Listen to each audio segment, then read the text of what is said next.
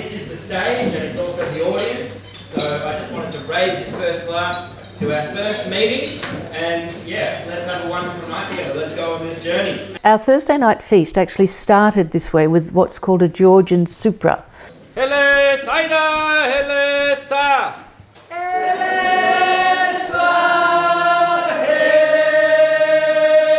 Now, supra is not a performance. It's a very engaged dinner.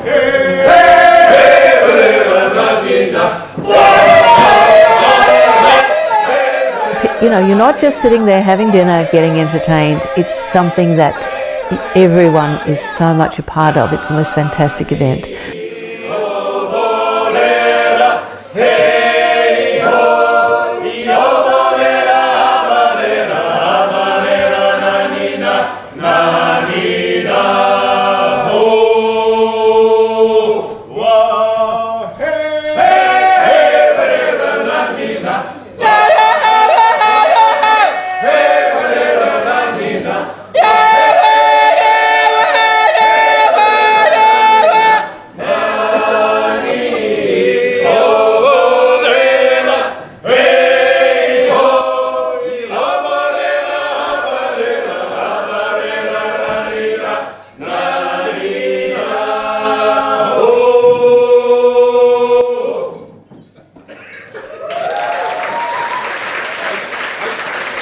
But the Georgian supra is still my favourite. It's so immersive.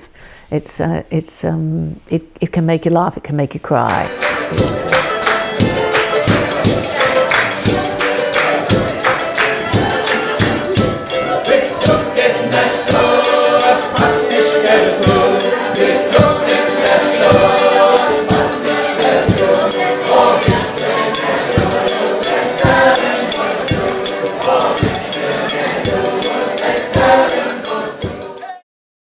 We have spoken word events. We have a poets breakfast both mornings of the festival, which is an open mic event. So anyone can hop up onto the microphone and speak their poem to an audience of people, all strangers, and the response is really, really beautiful.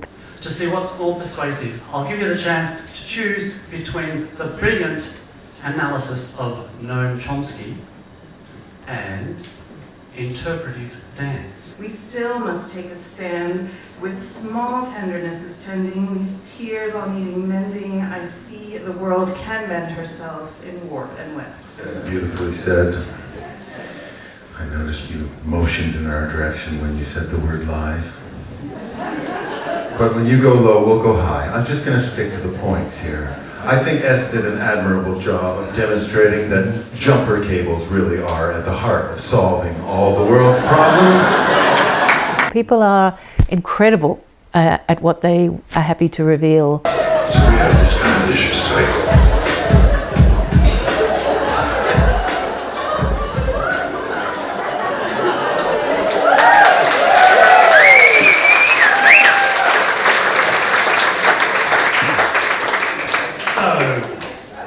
What is more convincing, Noam or my dance? And therefore you support the affirmative team to my right, your left. Please hear it. Your acclamation.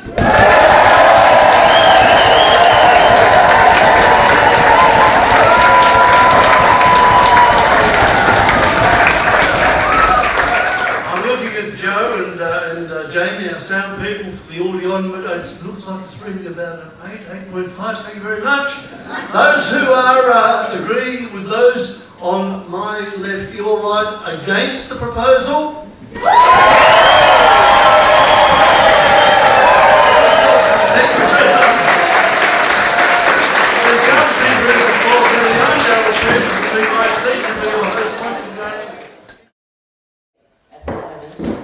And so we've got a panel of people who are going to talk about what can make a difference in that time.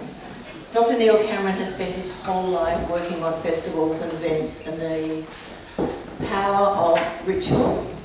And Neil is going to lead this panel today. He'll introduce more about himself. You know, I wanted Neil to talk during Cygnet about why these events and why these community sort of gatherings are important. So please welcome Kavisha.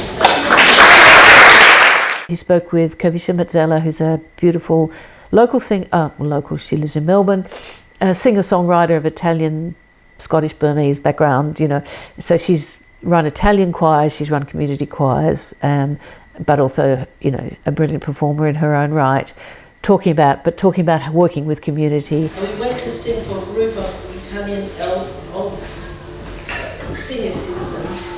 They started singing with us, and it was like hairs on the back of the neck going, oh my God. I said, let's form a choir. I had no idea about how to do it, but I knew I wanted to sing with them. So the thing is about singing, I heard from a Sufi teacher, is 90% listening, right?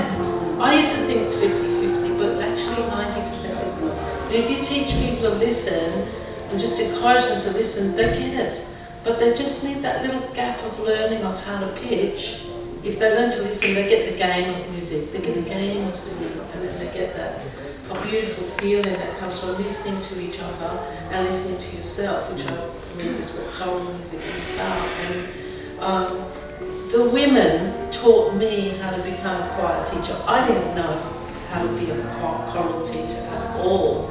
He also talked with Therese Virtue and Roger King, who run the Boîte, the World Music Cafe in Melbourne, also part of the Georgian choir that we talked about that came to the festival, and also Therese runs many community choirs, and then they also showcase international performers that either live in Melbourne or come from elsewhere. What I do see very clearly has happened through music, through the work that we've done with the Boîte, is the building of a community of interest, a community of concern, a community of commonalities, and it's a big community. You know, the Boîte's got a database of over 30,000 names.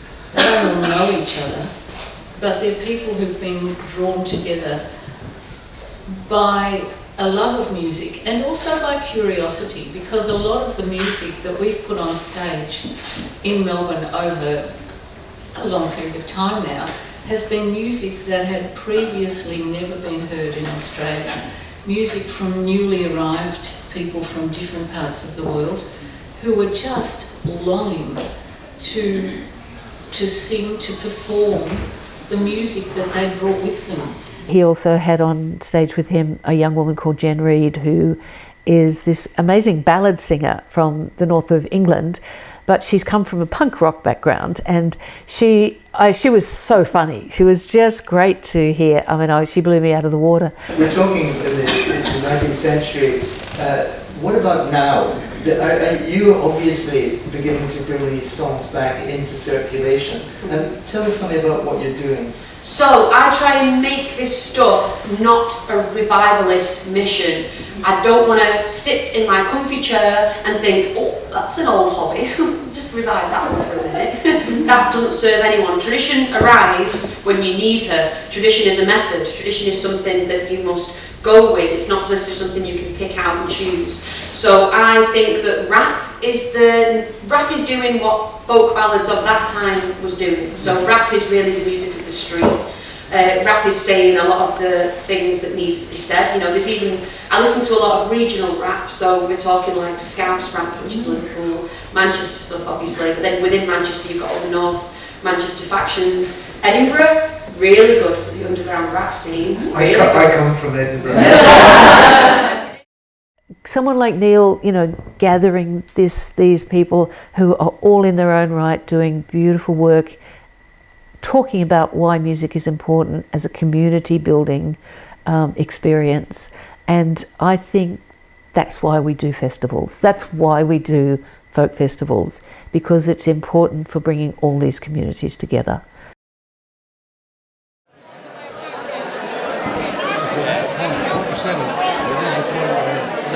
That's when the time comes where... What a great night. What a beautiful night. And thank you to the Women's Institute of Cygnet. They are just wonderful. And I'll tell you what, I'm going to take that home to the UK.